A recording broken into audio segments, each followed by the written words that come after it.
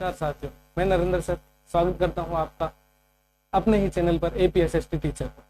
जैसा कि आपको पता है कि इस चैनल पर कुछ विशिष्ट इंपॉर्टेंट प्रश्नों के साथ में श्रृंखलाएं चल रही है जो बोर्ड परीक्षाओं को ध्यान में रखकर चलाई गई है। उसी के संबंध में मैं आपके सामने आज पेश हूँ विज्ञान विषय के कुछ महत्वपूर्ण प्रश्नों पर, जो कि अत्यधिक संभावना है कि आपको पेपर में हूबहू देखने को मिलेंगे। पहले प्रश्न पर आते हैं, बहुविकल्पी प्रश्न। इसमें आपको ऑप्शन मिलते हैं ABCD, मतलब अब सदर में आपको सही उत्तर का चयन करना होता है। पहला क्वेश्चन देखें, सल्फाइड अयस्कों से धातुओं के निष्कर्षण के लिए किस विधि का उपयोग किया जाता है? रक्तदाब, लार आना, वमन जैसी अनैच्छिक क्रिया मस्तिष्क के किस भाग द्वारा नियंत्रित होती है? पुनरुद्भवन जनन किस में होता है? विद्युत बल्ब का तंतु किससे बना होता है? सीना बयार किसका अयस्क होता है? आयोडीन की कमी से कौन सा रोग होता है? जैडन की तनु H2SO4 से क्रिया कराने पर कौन सी गैस निकलेगी?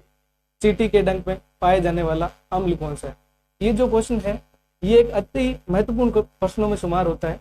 ये हमेशा किसी न किसी अम्ल के बारे में पूछा जाता है, जैसे कि टमाटर का पूछ लिया आपको, कभी इमली का पूछ लिया। वायुमंडलीय ओजोन किससे रक्षा करती है? दो तंत्रिका कोशिका के मध्य स्थान को क्या कहते हैं? यह क्वेश्चन आपको खाली जगह और अबसदर दोनों के रूप में देखने को मिलता है। किस रसायन का उपयोग फोटोग्राफी में होता है? विद्युत शक्ति का SI मात्रक क्या होता है?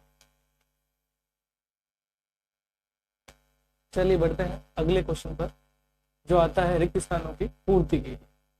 कुछ इंपॉर्टेंट रिक्त स्थान है जो बार बार पेपर में पूछे जाते हैं, तो आप इनको देखें। विद्युत जनित यांत्रिक ऊर्जा को डैश डैश में बदलती है, मतलब यहाँ आएगा यांत्रिक ऊर्जा को विद्युत ऊर्जा में बदलती है। धातु के ऑक्साइड की प्रवृत्ति जो क्या होती है? क्षारीय होती है।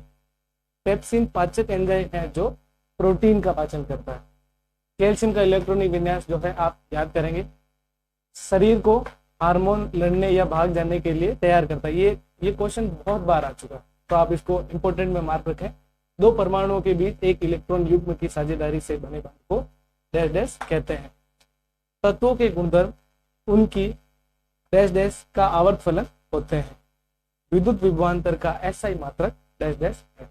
ये जो है SI मात्रक दो तीन और टर्म्स है जिनके SI मात्रक पूछे जाते हैं, जैसे कि धारा का पूछ लिया आपको, कभी प्रतिरोध का पूछ लिया, तो ये इंपॉर्टेंट सा, तो आप इनका स्क्रीनशॉट ले लीजिए।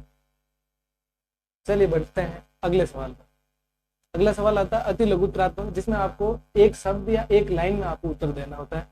सबसे पहला देखते हैं CuO + H2, Cu + H2O में किसका अपचयन और किसका उपचयन हो रहा है? तो इसमें आपको बताना है कि कौन सा पदार्थ जो है उपचयित हो रहा है और कौन सा अपचयित हो रहा है। जैसे कि यहाँ पर ऑक्सीजन की अगर यहाँ कमी हो रही है तो हम कह सकते हैं कि CuO का अपचयन हो रहा है और H2 का उपचयन हो रहा है।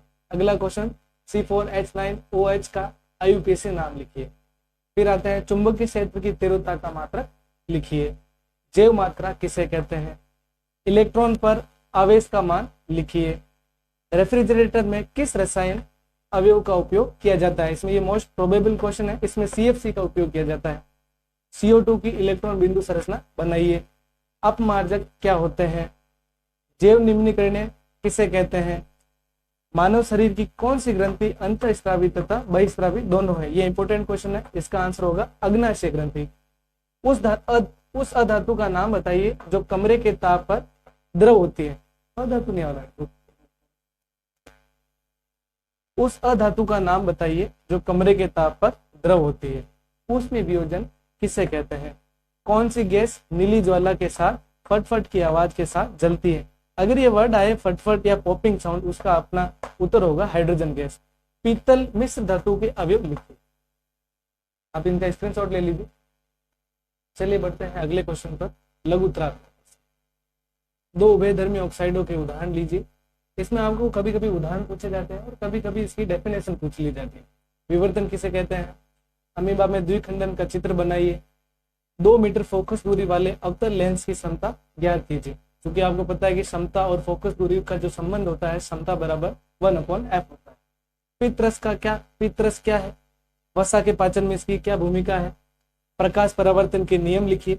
विद्युत मोटर में विभक्त वलय की क्या भूमिका है? 1 4 ओम प्रतिरोध में 10 एम्पियर धारा 2 सेकंड के लिए प्रवाहित करने पर उत्पन्न ऊष्मा ज्ञात कीजिए। इसमें सिंपल सा फॉर्मूला होता है H = I² RT। वर्जन तथा निस्थापन में अंतर लिखिए। न्यूलैंड का अष्टक नियम लिखिए। ये अति महत्वपूर्ण क्वेश्चन है और इसमें आपको कुल प्रतिरोध ज्ञात करना है। इन सभी का आप स्क्रीनशॉट ले लीजिए। चलिए बढ़ते हैं अगले क्वेश्चन पर।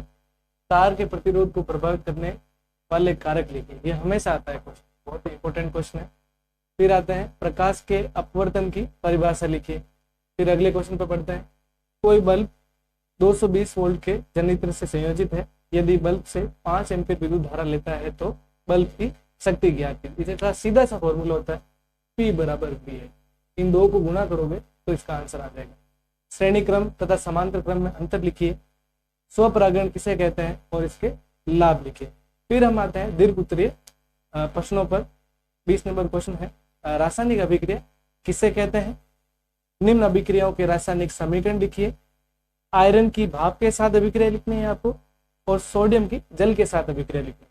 फिर आगे बढ़ते हैं मानव में लिंग निर्धारण का आरेख बनाइए। ये इंपॉर्टेंट क्वेश्चन है, बहुत बार आ चुका है और इस बार भी आने की संभावनाएं है।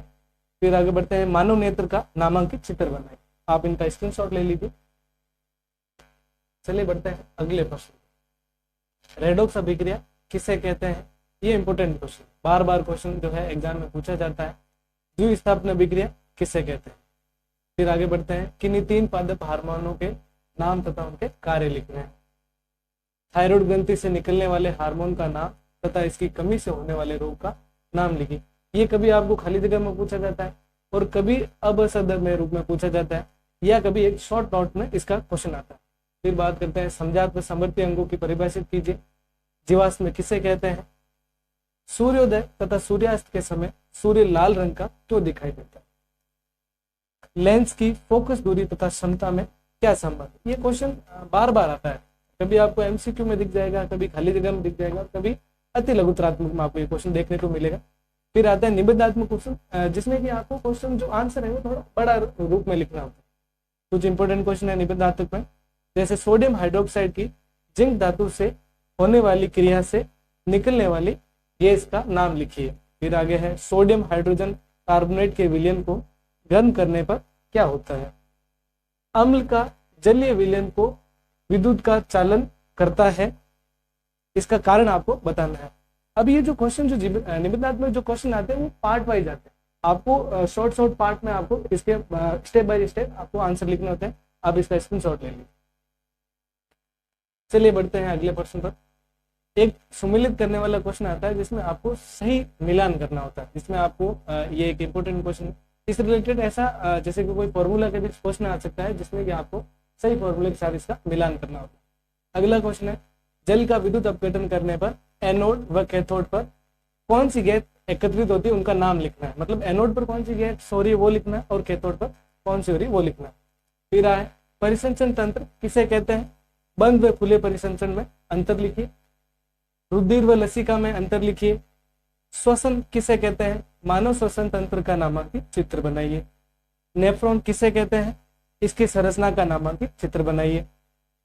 फिर है किसी उत्तल दर्पण द्वारा बनने वाले प्रतिबिंब का किरण चित्र बनाओ जब वस्तु अनंत तथा दर्पण के ध्रुव P के बीच हो। फिर अगला है प्रकाश अपवर्तन के दोनों नियम लिखिए। फिर है लेंस से संबंधित निम्न को परिभाषित कीजिए। फोकस दूरी और मुख्य अक्ष।